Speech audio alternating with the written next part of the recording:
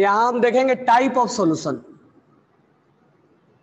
Type of solution mainly जो solution है, जो सॉल्यूट और सॉल्वेंट को मिलकर बनाया जाता है, वो 3 कैटेगरी में डिवाइड किया जाता है।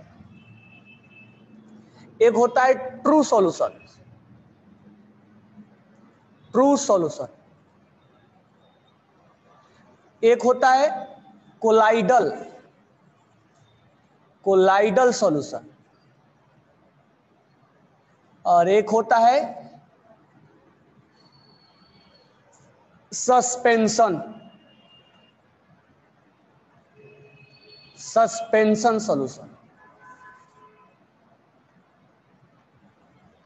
सस्पेंशन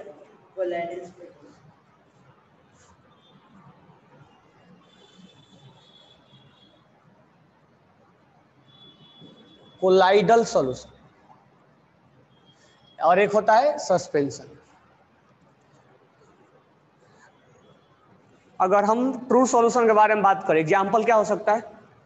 NaCl प्लस वाटर, यानी aqueous NaCl solution, aqueous sugar solution. Colloidal के बारे में बात करें, colloidal milk. Milk is a example of colloidal. Blood, smoke, जो चिमनी वगैरह से स्मोक निकलते हैं, और भी एग्जांपल है। Suspension mud. अब ये जो 3 टाइप में डिवाइड किया गया है, ये मेनली जो है वो पार्टिकल्स के साइज के अकॉर्डिंग डिवाइड किया गया है। अगर पार्टिकल का साइज बिल्कुल छोटा छोटा होगा, जिसको हम सिंपल माइक्रोस्कोप से भी नहीं देख सकते हैं, यानी 1 एंगस्ट्रोम ये यूनिट होता है, टू 10 एंगस्ट्रोम के बीच में अगर उस पार्टिकल का साइज लाई करता है, तो हम उसको ट्रू सॉल्यूशन के अंदर रखते हैं। मैं TS लिख दे रहा हूं, ट्रू सॉल्यूशन। अगर पार्टिकल का साइज थोड़ा सा बड़ा होगा, कंपैरेटिवली 10,000 से लेके 2000 एंगस्ट्रॉम तक, कहीं बुक में नैनोमीटर में भी देता है, यानी इस केस में पार्टिकल का साइज थोड़ा बड़ा बड़ा होगा, यानी सॉल्यूट पार्टिकल जो होंगे वो थोड़ा साइज में बड़े बड़े होंगे।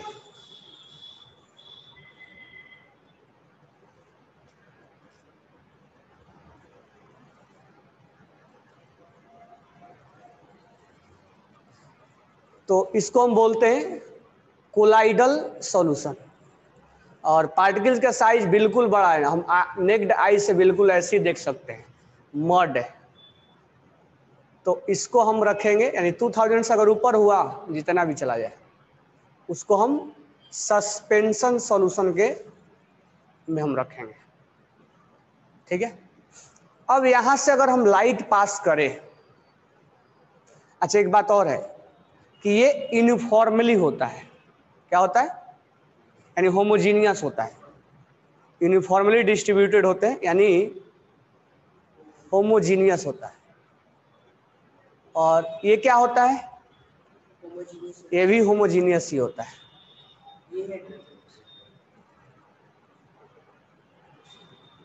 और ये क्या होता है? हेट्रोजीनियस। अगर हम इसमें से लाइट पास करें तो इसमें कोई इतना छोटा छोटा पार्टिकल है, उसको स्कैटरिंग नहीं करेगा। उस दिन डायग्राम दिखाया था तुम लोगों को। जब स्कैटरिंग नहीं होगा तो लाइट पास करेंगे तो लाइट बिल्कुल बाहर निकल जाएगा। तो इसका मतलब हम बोलेंगे ये टिंडल इफेक्ट नहीं देता है। ये टिंडल इफेक्ट क्या होता है?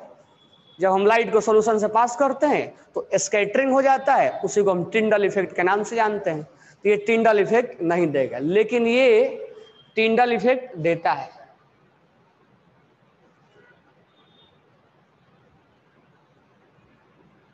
ये टिंडल इफेक्ट देगा, इसका तो कोई बात ही नहीं है। इसमें तो रिफ्लेक्ट होने लगेंगे, इसमें तो रिफ्लेक्ट होने लगेगा, ये टकरा के बाहर हो सकता है नहीं भी जाए और रिफ्लेक्ट ही हो जाए, रिफ्रैक्शन ना हो, रिफ्लेक्शन हो जाए। ठीक है, अब यहां से जो मेनली हमें पढ़ना है वो, अब तुम्हें मैं 9 टाइप का सॉल्यूशन पढ़ाया था, याद है? ट्रू सॉल्यूशन, सॉलिड के अंदर पहले solid in solid, liquid in solid, gas in solid, solid in liquid, liquid in liquid, gas in liquid, gas, gas solid in gas, liquid in gas और gas in gas. वो true solution का example हमने बताया था। आज हम यहां पर मेन जो पढ़ने वाले हैं वो है कोलाइडल सॉल्यूशन। वो कोलाइडल सॉल्यूशन का टाइप पढ़ने वाले हैं। तो colloidal solution is a homogeneous mixture in which particle size is larger than true solution and smaller than suspension is known as colloidal solution. It gives Tyndall effect. अब इसमें type जो पढ़ेंगे तो 9 टाइप में से एक टाइप को हटा देना है। कौन वाला? गैस इन गैस वाला। गैस इन गैस वो जो हमारा एयर है वो ट्रू का एग्जाम्पल है, नहीं कि कोलाइडल का एग्जाम्पल है। बाकी हम देखेंगे कि इसमें मिल्क के अंदर क्या हो रहा है, इमल्सन क्या है। ठीक है, तो ये सब हम अब यहाँ से स्टार्ट कर रहे हैं कि अब ये तुम्हें बेसिक बेसिक चीज़ें बता दिया कि यही है ट्रू सॉल्यूशन और यही है कोलाइडल सॉल्यूशन। सबको क्लियर हो गया? मतलब साइज के बेसिस पे क्लियर हो गया कौन ट्रू है कौन होमोजीनियस है। इसका हम टाइप देख चुके हैं, 9 टाइप देख चुके हैं ना। अब इसका हम टाइप देख रहे हैं। तो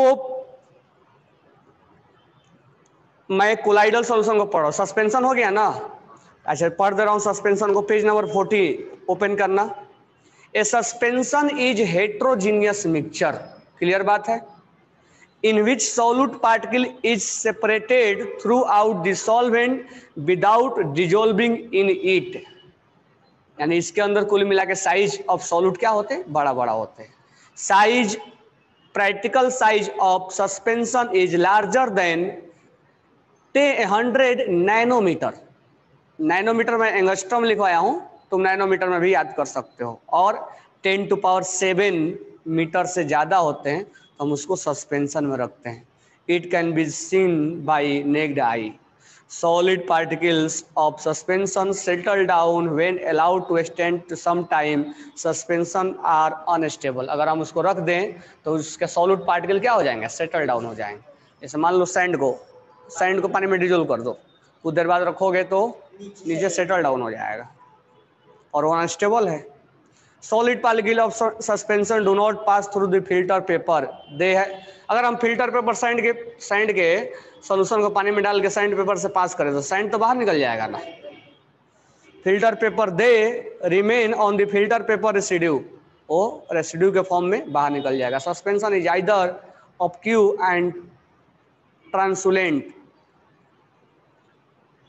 समझ में आ गया ना? For example suspension are chalk and water. अगर तुम खड़ू को पानी में डाल दो तो खड़ू को पानी में डालने के बाद थोड़ा देर के बाद तो डिजोल्व हो जाएगा, लेकिन वो फिर नीचे बैठने लगता है, सेटल डाउन होने लगता है। Muddy water, milk of magnesia. Milk of magnesia किसको बोला जाता है? लाइम वाटर किसको बोला जाता है? CaCO3 को पानी में डाल दिया जाता है तो CaOH होल ट्वाइस बनता है, मिल्की कलर का होता है। A suspension of calcium hydroxide in water use for whitewash. Bleaching powder in water. Bleaching powder ये कौन सा? ये जो रोड पे इंसेक्ट्स को मारने के लिए हम ब्लीचिंग पाउडर यूज कर, हाँ, तो उसको अगर हम पानी में डाल दें तो ये सब एग्जाम्पल है सस्पेंशन का। नेक्स्ट है colloidal. A colloidal solution is heterogeneous in nature with the particle size between true solution and suspension. जिसका पार्टिकल साइज ट्रू से ज्यादा होगा और सस्पेंशन से कम होगा। Colloidal appears to be homogeneous but actually they are heterogeneous. ऐसे लिखा है हेट्रोजीनियस बट होता क्या है? Homogeneous. Appears like homogeneous but heterogeneous, लेकिन बुक लिखता है होमोजीनियस। दूसरे बुक में पढ़ोगे 11th में भी आएगा, नहीं 12th 11th में आएगा, तो ये होमोजीनियस लिखता है वहां पे। The practical size lie between 1 to 100 nanometre, जिसको सेंटीमीटर में भी लिखा है। Common example of colloidal are smoke, ink, blood, milk, jellies, butter, तो ये सब एग्जाम्पल है कोलाइडल। अच्छा, मिल्क के अंदर कौन कौन से पार्टिकल होते हैं? कैल्शियम होता है, फैट होता है। मिल्क को तुम अगर पनीर बनाओ, बटर, तो उसमें जो प्रोटीन होता है, तो जो उसके अंदर पार्टिकल्स होते हैं वो सेपरेट आउट हो जाता है। तुम मिल्क को थोड़ा सा बॉयल करके उसमें नींबू डाल दो, निचोड़ दो, उसमें फट जाएगा, वो जितना भी उसके अंदर सॉलिड पार्टिकल्स है वो बाहर निकल जाते हैं। तो वो कोलाइडल, उनका जो साइज है वो ज़्यादा होता है। ब्लड के अंदर आरबीसी, डब्ल्यूबीसी होते हैं, उनका साइज ज़्यादा होता है, इसलिए उनको हम कोलाइडल के रेंज में रखते हैं। स्मोक, जो धुएं चिमनी से, कंपनी वगैरह में, एमआईडीसी में जो चिमनी से धुएं निकलते हैं, उसमें छोटे छोटे पार्टिकल्स होते हैं सॉलिड के, तो पार्टिकल के साइज ज़्यादा होते हैं, इसलिए उसको हम कोलाइडल में रखते हैं। अब यहाँ पे दो वर्ड बोला है, डिस्पर्सन फेज और डिस्पर्सन मीडियम। डिस्पर्सन फेज का मतलब होता है जिसको हम डिजोल्व करें, यानी सॉल्यूट को, और डिस्पर्सन मीडियम मतलब जिसमें हम डिजोल्व करें। अब ऐसे मान लो हमने मिल्क के बारे में बात किया, तो मिल्क में जो प्रोटीन है या फैट है वो डिस्पर्सन, हाँ फेज है, वो डिस्पर्सन फेज है। और जो उसके अंदर वाटर है, जो पनीर बनाने के बाद वाटर बाहर निकाल देते हैं, वो वाटर जो है वो डिस्पर्सन मीडियम है। यानी सॉल्वेंट को हम डिस्पर्सन मीडियम के नाम से जानेंगे, और जो सॉल्यूट वाला पार्टिकल है उसको हम डिस्पर्सन फेज के नाम से जानेंगे। तो यही दोनों में मतलब सॉल्यूट और सॉल्वेंट को एक कोलाइडल में अलग नाम दे दिया जाता है। इसमें तो हम सॉल्यूट और सॉल्वेंट बोलते हैं, लेकिन यहाँ पर सॉल्यूट और सॉल्वेंट के बदले डिस्पर्सन फेज और डिस्पर्सन मीडियम बोल दिया जाता है। बस इतना ही डिफरेंस है। तो यहाँ लिखा है the component present in a smaller proportion, मतलब कम अमाउंट में, तो सॉल्यूट होता है, which is dispersed in solvent like medium is called dispersed phase. The component present in large proportional similar to solvent, लिखा भी है similar to solvent, in which dispersed phase is distributed is called dispersion medium. यानी जिसमें dissolve कर दिया जाता है वो डिस्पर्सन मीडियम है, यानी वो सॉल्वेंट है। तो ट्रू के अंदर हम बात करते हैं सॉल्यूट और सॉल्वेंट का, लेकिन यहाँ सॉल्यूट और सॉल्वेंट नाम नहीं लिया जाता है, यहाँ डिस्पर्स डीपी और डीएम नाम लिया जाता है। डीपी मतलब डिस्पर्स फेज और डीएम मतलब डिस्पर्स मीडियम। तो सॉल्यूट और सॉल्वेंट को डीपी और डीएम के नाम से जाना जाता है। अब नेक्स्ट इसमें लिखा है टाइप ऑफ कोलाइडल सॉल्यूशन। तो कोलाइडल का मीनिंग क्लियर हो गया। अब यहाँ हम टाइप देखने वाले हैं। तो टोटल 8 टाइप होता है, मैं बताया ना, यहाँ पर 9 टाइप बताया था। क्या 9 टाइप बताया था यहाँ पे? तो सॉलिड इन सॉलिड, इसको ही फिक्स रखो। Liquid in solid, gas in solid, ये 3 हो गए। अब लिक्विड ले लो, solid in liquid, liquid in liquid, gas in liquid, और अब गैस ले लो, सॉलिड इन गैस और liquid in gas, gas in gas. हाँ, ये हमने 9 टाइप बताया था वहां पे, लेकिन कोलाइडल में ये 9 टाइप है। कोलाइडल में ये वाला टाइप हट जाता है, क्योंकि गैस इन गैस जो हम एयर वगैरह लेते हैं, तो air is not a example of colloidal, air is a type of true solution. अब 1 by 1, अब इसको जो है यहाँ पर तुम्हें टेबल बना के दिया है, ठीक है।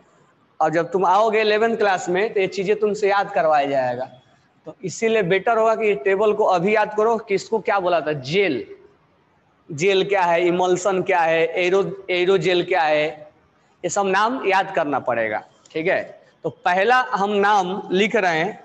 अब वहां सॉल्यूट और सॉल्वेंट लिखा जाता था, यहाँ पर हम लिखेंगे डीपी, सॉल्यूट है, यानी हम सॉल्यूट लिख दे रहे हैं, सॉल्यूट, और डीएम यानी solvent, disperse phase and disperse medium. तो सॉलिड इन सॉलिड, अगर सॉलिड को सॉलिड में मिला दिया गया तो उसको हम एक अलग नाम, सॉल्यूशन का एक अलग, हम यहाँ सॉल्यूशन नहीं बोलते, सोल बोलते हैं, इसको हम बोलेंगे सॉलिड सोल। सॉलिड है, सोल का नाम दिया जाता है, थोड़ा सा बस डिफरेंट हो जाता है, यहाँ सॉल्यूशन बोलते हैं, यहाँ सोल बोलते हैं, यहाँ सॉल्यूट और सॉल्वेंट बोलते हैं, और यहाँ पर डिस्पर्स फेज और डिस्पर्स मीडियम बोलते हैं। तो एग्जाम्पल इसका है मिल्की ग्लास और जेम स्टोन। जेम स्टोन क्या होता है? हाँ, ये सब जो ये जो बनाया गया है, ये सब जेम स्टोन। हाँ, जेम स्टोन, मैं एग्जाम्पल नहीं लिख रहा हूँ, जेम स्टोन, ये जो रूबी, जो रिंग वगैरह हम यूज करते हैं। मिल्की ग्लास, जो ग्लास होता है। नेक्स्ट है, अगर सॉलिड को लिक्विड में मिला दिया गया तो, लेकिन ये वाला सॉलिड को अगर लिक्विड में मिलाया जाएगा तो वो तो ट्रू होगा, लेकिन यहां पर सारे सॉलिड को नहीं हम बोल सकते हैं। जैसे स्टार्च, स्टार्च सोल, इसको हम केवल सोल बोलेंगे, और इसका एग्जाम्पल है स्टार्च सोल। स्टार्च क्या होता है? बॉडी में हमारा होता है ना स्टार्च, सुक्रोज के अलग अलग टाइप होते हैं ना, ग्लूकोज, फ्रुक्टोज, माल्टोज, लैक्टोज। यहाँ एग्जाम्पल मडी वाटर भी लिख दिया है। मडी वाटर अच्छा हम क्या बोलते हैं? सस्पेंशन मिलाते हैं। मिल्क ऑफ मैग्नीशिया, वही जो कैल्शियम हाइड्रोक्साइड पानी के अंदर होता है। व्हाइट ऑफ एन एग, जो एग में व्हाइट होता है, वो वाला, उसका वो रैपर नहीं, कवरिंग नहीं, अंदर का जो व्हाइट वाला होता है, जो एग के अंदर वाला व्हाइट वाला पार्ट होते हैं, कवरिंग नहीं, वो तो कैल्शियम से बना होता है, कैल्शियम कार्बोनेट होता है। पेंट, पेंट जो होता है वो सॉलिड को लिक्विड में डिजोल्व किया जाता है। लेटेक्स, लेटेक्स क्या होता है? रबर बनाने जो पेंट से हम निकालते हैं लेटेक्स, तो ब्लड प्लाज्मा, जिलेटिन, जिससे हम सेविंग वगैरह करते हैं। ठीक है। नेक्स्ट है solid in gas, solid in gas, जिसको हम बोलते हैं solid aerosol, aerosol.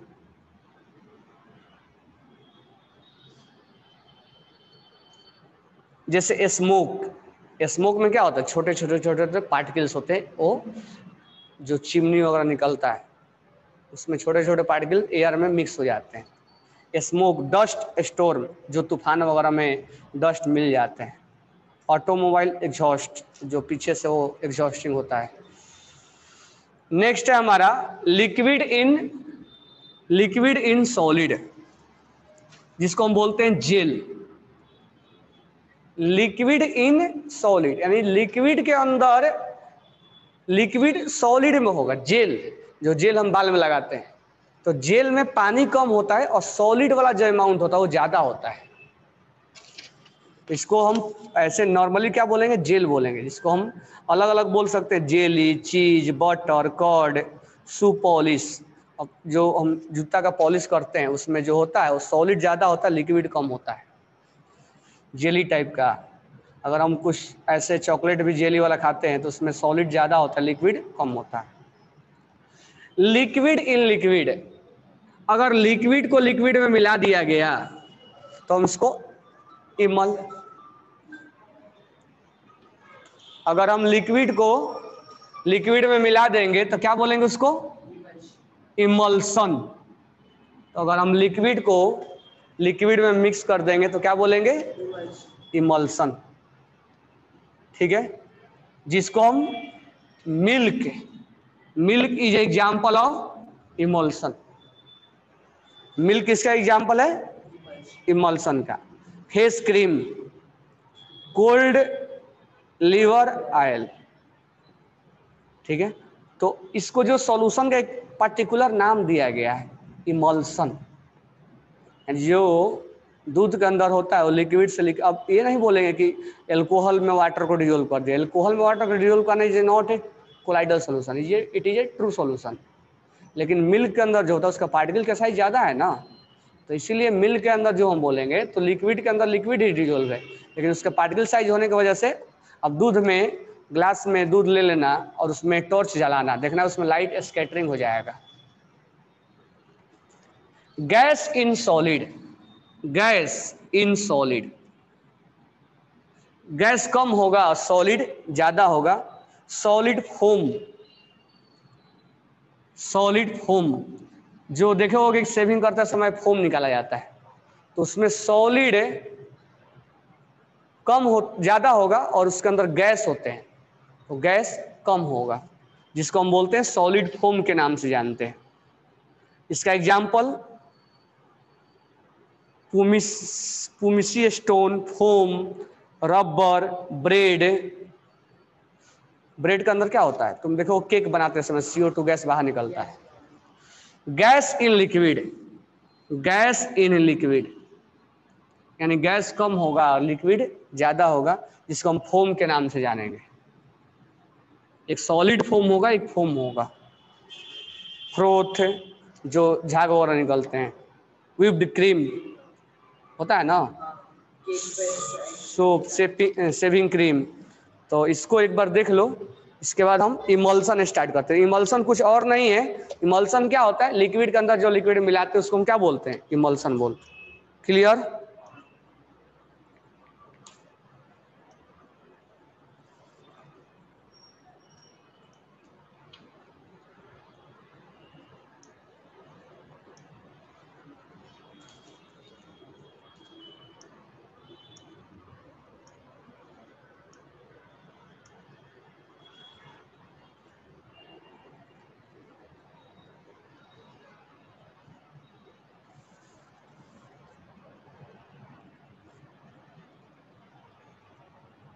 Hello, call किए थे?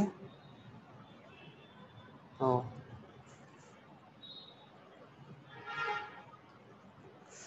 ये हो गया। अब आते हैं इमल्सन पे। तो इमल्सन एक अलग से हमें इसमें टीच करना है, लिक्विड इन लिक्विड। तो colloidal in which both dispersion phase and dispersion medium are liquid are called emulsion. तो इमल्सन का जो टाइप हो, दो टाइप में डिवाइड किया गया है, आयल इन वाटर और वाटर इन आयल। इमल्सन को दो टाइप में डिवाइड किया गया है,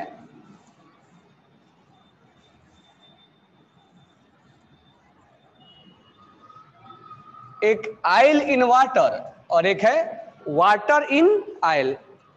तो देखो आयल इन वाटर क्या है, when oil is disperse phase, यानी आयल कम होगा और वाटर ज्यादा होगा। अब जैसे दूध में देखे होगे, मिल्क में थोड़ा सा आयली घी जैसा हो, बटर जैसा निकलता है ना, तो उसको हम milk is example of emulsion, तो हम उसको क्या बोलेंगे, वाटर इन आयल बोलेंगे या आयल इन वाटर बोलेंगे? आयल इन वाटर बोलेंगे, क्योंकि इसमें वाटर ज्यादा है और आयल्स का अमाउंट कम है। When a oil is dispersed phase and water is dispersed medium, milk in which liquid fat is dispersed in water and vanishing cream. Water in oil, when oil act as a dispersed phase and water is dispersed in it, butter and cold milk, यानी इसमें water कम होगा और oil ज्यादा होगा। The process of making an emulsion is called emulsification, यानी दोनों को water को मिलाने को हम बोलते हैं emulsification. The substance which are added to stabilized emulsion are called emulsified और emulsifying agent। मतलब ऐसा हो कि वो स्टेबल बनाए कि हम इसको जल्दी से सेपरेट आउट ना कर सके, उसको हम emulsifying agent के नाम से जानेंगे। These stabilized सोल और reducing the surface tension of water। अगर हम उसको मिलाते हैं तो वाटर का जो सरफेस टेंशन होता है, सरफेस पे टेंशन लगता है जिसको हम सरफेस टेंशन का नाम से जानते हैं, वो उसको रिड्यूस कर देता है। For stabilising the emulsion Emulsifying agent is required along the disperse phase and disperse medium. Some common emulsifying agent are soap. तुम लोग को याद होगा मैं क्लीनिंग एजेंट के नाम बताया था ना। मान लो ये हमारा कपड़ा है, इस पे हमें लग गया आयल, हाँ आयल स्पॉट लग गया।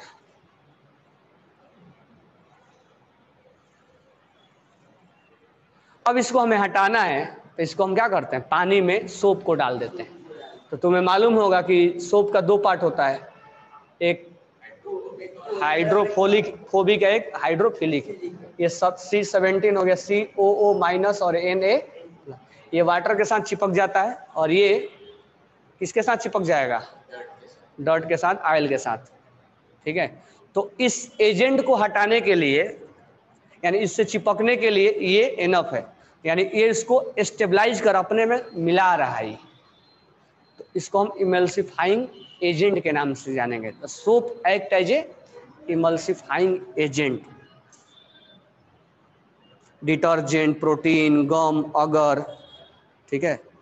The separation of emulsion into two constituent is called de-emulsification, यानी दोनों को बाहर करने के लिए, जैसे मिल्क में दोनों को अलग करने के लिए जो हम प्रोसेस लगाएंगे उसको बोलते हैं de-emulsification. Two layer of oil and liquid separate into two layer by boiling, freezing and centrifugation, हिलाने पे, यानी दोनों लेयर अलग से। इससे दूध से हम जो बटर मिल्क बनाते हैं तो उससे जो फैट वगैरह बाहर निकालते हैं उसको हम क्या करते हैं, चेक करते हैं। Properties of colloidals. So since size of the practical size of colloidal lie between solution and suspension, they show some specific properties. कौन कौन सा प्रॉपर्टी दिखाता है?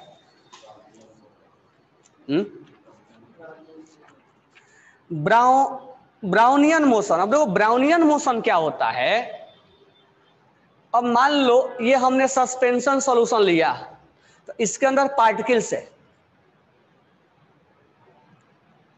अब जब हम इसमें लाइट डालते थे, लाइट यहां जाता है, इससे यहां टकराता है, इससे यहां टकराता है, इससे यहां टकराता है, इससे यहां टकराता है, इससे यहां टकराता है, यानी लाइट एक दूसरे से स्कैटरिंग होता रहता है, टकराता रहता है। इसको हम बोलते हैं ब्राउनियन इफेक्ट। क्या बोलते हैं इसको? Brownian effect. The colloidal particles are the state of constant and zigzag motion when viewed under an ultra microscope. This motion arises due to collision of the particles with particles of dispersion medium. यानी ये एक बात और बोल रहा है क्या, कि जो इसके अंदर मोशन होता है पार्टिकल्स का, वो कभी यहां जाएगा, कभी यहां जाएगा, कभी यहां जाएगा, कभी यहां जाएगा, कभी यहां जाएगा, कभी यहां जाएगा। तो इसको हम एक नॉर्मल माइक्रोस्कोप से नहीं देख सकते हैं, अल्ट्रा माइक्रोस्कोप से हम देखते हैं कि इस तरह से मोशन वो दिखाता है। नेक्स्ट है टिंडल इफेक्ट। तुम्हें ऑलरेडी बता चुका हूं और यहाँ दिखाया भी गया है कि कैसे लाइट स्कैटरिंग हो रहा है। तो लाइट को स्कैटरिंग को हम क्या बोलेंगे? टिंडल इफेक्ट, ठीक है। नेक्स्ट है इलेक्ट्रोफोरेसिस। इसमें क्या है? All the colloidal particle of particular colloid carry some charge which may be either positive or negative. अब देखो ये जब तुम आओगे 11th क्लास में तब इसको और हम थोड़ा सा, अब कई तरह से हम कोलाइडल सॉल्यूशन बनाते हैं। जैसे गोल्ड सॉल्व, गोल्ड को हम पानी में डिजोल्व करवाते हैं। थोड़ा सा बता दे रहा हूँ, ये आओगे 11th में तब तुम्हें। अब गोल्ड सॉल्व एक्चुअली में क्या है, जैसे हम गोल्ड को पानी में डालते हैं, ठीक है, तो उसका जो सॉल्यूशन होता है उसको हम बोलते हैं कोलाइडल सॉल्यूशन। लेकिन जब गोल्ड सॉल्व को तुम नीचे रख दोगे, थोड़ा देर रख दोगे तो सेटल डाउन होने लगता है। अब हम ऐसा करते हैं कि गोल्ड सॉल्व जो होता है उसके ऊपर एक हम चार्ज क्रिएट करवा देते हैं जानबूझ के, और जैसे हम चार्ज क्रिएट करवाते हैं, अब तो ये गोल्ड सॉल्व का नेचर क्या है? नीचे सेटल डाउन होना है, तो सस्पेंशन में चला जाता है। तो हम जानबूझ के उस गोल्ड सॉल के ऊपर एक चार्ज क्रिएट करवाते हैं, और जब चार्ज क्रिएट करवाते हैं तो जब ये सेटल डाउन होता है तो ये अपने आप में क्या करने लगता है, रिपल्सन, ये अपने से दुश्मनी कर लेता है, और इस दुश्मनी से बचने के लिए एक दूसरे से भागते चलता है, और जो भागते चलता है तो ये सेटल डाउन होने के बजाय जैसे ही सेटल डाउन आएगा इसके पास आएगा, तुरंत भाग जाएगा यहाँ से, यानी जिसके वजह से वो पूरे सॉल्यूशन में एक दूसरे के से पास नहीं आना चाहेगा, वो दूर भागेगा, क्योंकि प्लस और प्लस क्या दे देगा, रिपल्सन।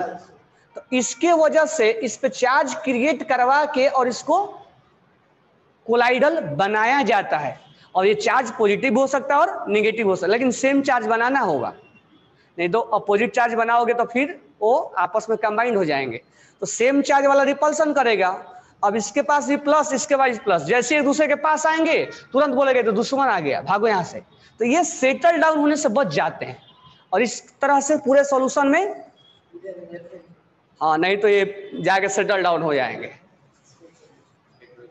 हेट्रोजीनियस बन जाएंगे। तो इनको सेटल डाउन होने से बचाने के लिए हम ऐसा बनाते हैं, उस पर हम जानबूझ के चार्ज क्रिएट करवाते हैं, और तब हम कोलाइडल सॉल्यूशन तैयार करते हैं। तो ऐसा नहीं कि हर चीज में नेचुरली कोलाइडल है, कुछ हम कोलाइडल बनाते भी हैं जानबूझ के।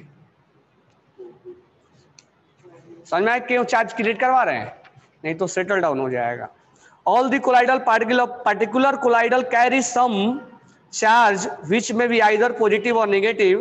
When an electric field is applied to a colloidal sol, charge particle move to the opposite charge electrode depending on the charge present in this movement of colloidal particle under the influence of electric field is called electrophoresis। अब क्या होता है, ये तो हम ऐसा बनाते हैं। अब आते हैं इलेक्ट्रोफोरेसिस क्या होता है। अब तुम कैथोड एनोड के बात सुने होगे, एक रॉड कैथोड का है और एक एनोड का है। अब ये जो मान लो ये गोल्ड सॉल में हम दोनों रॉड को डिप कर दें, और डिप करने के बाद हम इसमें करंट पास करवा दें, ये है एनोड है। एनोड पे चार्ज क्या होता है, पॉजिटिव, और ये है कैथोड, ये नेगेटिव चार्ज होता है। अब जैसे ही करंट पास करवाएंगे तो ये जो पॉजिटिव चार्ज है वो किधर भागने लगेगा, कैथोड के तरफ। तो इसके मूवमेंट को इलेक्ट्रिक फील्ड प्रोड्यूस करने के बाद, यानी करंट देने के बाद जब इसका मूवमेंट होने लगता है, अगर नेगेटिव है तो पॉजिटिव की तरफ भागेगा, पॉजिटिव है तो नेगेटिव की तरफ भागेगा। इस मूवमेंट को हम बोलते हैं इलेक्ट्रोफोरेसिस। क्लियर? चार्ज क्यों क्रिएट कराएगा, क्लियर? कोलाइडल सॉल्यूशन में चार्ज हम क्रिएट करवाते हैं बनाने के लिए।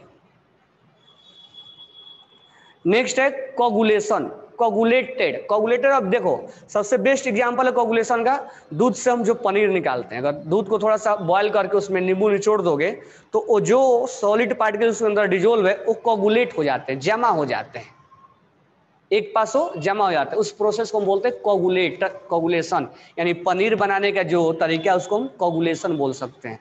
तो देखो क्या लिखा हुआ है, the process by which colloidal particles are separated by addition of a small amount of electrolytic is called coagulation.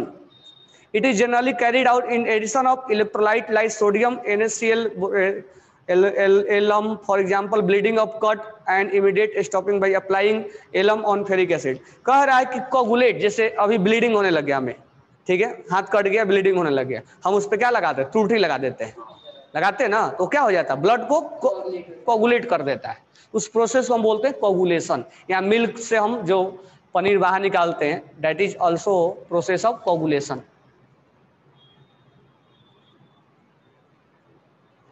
बरोबर है क्या? नेक्स्ट है एप्लीकेशन। तो कोलाइडल सॉल्यूशन का यूज बहुत तरह से किया जाता है, तो जानबूझ के हम कोलाइडल सॉल्यूशन बनाते भी है और उसका हम कोगुलेशन, जैसे मान लो एक ऐसे नॉर्मल एग्जांपल बता रहा हूँ, जैसे हम घर में पानी को क्लीन करने के लिए क्या करते हैं, फिटकरी डाल देते हैं, टूटी डाल देते हैं, वो क्या करता है, मड वगैरह को कोगुलेट करता है, इकट्ठा कर लेता है। तो this one is also a application of colloidal solution. तो अब आजकल कोलाइडल सॉल्यूशन में जो देखोगे चिमनी वगैरह से क्या होता है, जो धुएं निकलते हैं, स्मोक जो निकलता है। अब स्मोक में क्या होता है, जैसे ये चिमनी है और इस पे हमने स्मोक ऐसे निकल रहा है, तो यहाँ पर हम जानबूझ के एक ऐसा डिवाइस लगा देते हैं जिसपे चार्ज हो, और वो चार्ज पार्टिकल इस स्मोक को क्या कर लेता है, अट्रैक्ट कर लेता है। इससे हमारा एयर पॉल्यूशन होने से बचता है। ठीक है, तो पहला पॉइंट हमारा लिख रहा है स्मोक प्रिसिपिटेशन। कैसे किया जाएगा?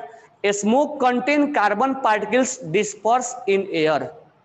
Carbon particles can be precipitate और coagulate by applying electric field. Electric field लगाया जाता है तो चार्ज पार्टिकल जो उसके अंदर होते हैं स्मोक के अंदर, वो पॉजिटिव अगर है तो नेगेटिव की तरफ क्या हो जाएंगे, इस तरह से वो जो स्मोक होता है वो प्यूरिफाई होने लगता है। As a result, pollution of air by smoke coming out the chimney or in chimney of industries can be prevented. Cleaning action of soap, जैसे अभी एग्जाम्पल दिया था ये वाला ऑयल वाला, कि हम कैसे इमल्सिफाइंग एजेंट को हम यूज करते हैं। Soap is a emulsifying agent, जो हम इसको वाटर ऑयल के साथ वो जाके चिपक जाता है और उससे हम, तो एक तरह का देखना ध्यान से कि सोप एक कोलाइडल सॉल्यूशन है। डिटर्जेंट को पानी में डिजोल्व करना ये कोलाइडल सॉल्यूशन, डिटर्जेंट को पानी में डिजोल्व करना कोलाइडल होता है। समझ में आया क्या? तुम अगर देखोगे रात को पानी में डिटर्जेंट घोल के छोड़ देना, सुबह तक थोड़ा थोड़ा नीचे सेटल डाउन होता है।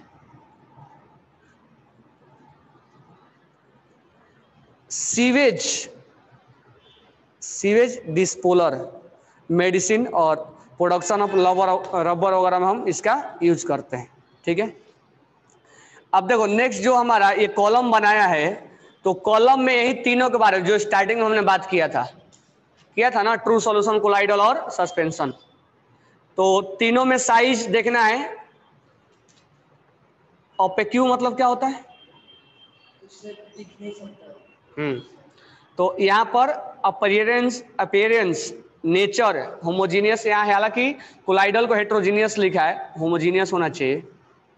तो ये टिंडल इफेक्ट दिखाता है, टिंडल इफेक्ट में B observe, may not be observe, suspension में हो सकता है, ऐसा कुछ नहीं कि होगा ही होगा। इस कॉलम को मैं ऑलरेडी सब पढ़ा दिया, ये कंक्लूजन दिया है कॉलम का, जो कि स्टार्टिंग में हमने डिस्कस किया था। अब हमारा नेक्स्ट टॉपिक है separating component of a mixture. तो लास्ट नेक्स्ट ऑफ क्लास में इसको खत्म हो जाएगा। हाँ, नेक्स्ट वीक से केमिस्ट्री, वो 10th का स्टार्ट। आज क्या, आज सैटरडे हो गया ना? हाँ, देखो अभी आता है, हाँ 1.5 बाकी है ना, तो एक और वीक ले लेंगे, उसको खत्म कर देंगे। एटम्स एंड मॉलिक्यूल्स में देखना क्या क्या है, अगर वो 10th में कवर होता है ना तो वहीं कर लेंगे हम। एटम्स एंड मॉलिक्यूल्स में देखना क्या क्या है, फार्मूला बनाने के लिए दिया है। और अच्छा, ये तो इसको चाहेंगे तो हम 10th में भी कवर कर सकते हैं, क्योंकि 10th में टॉपिक है, बरोबर है क्या? ये सेम टॉपिक 10th में है, तो इसको हम 10th में ही थोड़ा स्टार्टिंग से जल्दी से पढ़ाना स्टार्ट करेंगे, तो 10th में थोड़ा डीप में पढ़ाएंगे, बरोबर है क्या? Okay, thanks to all.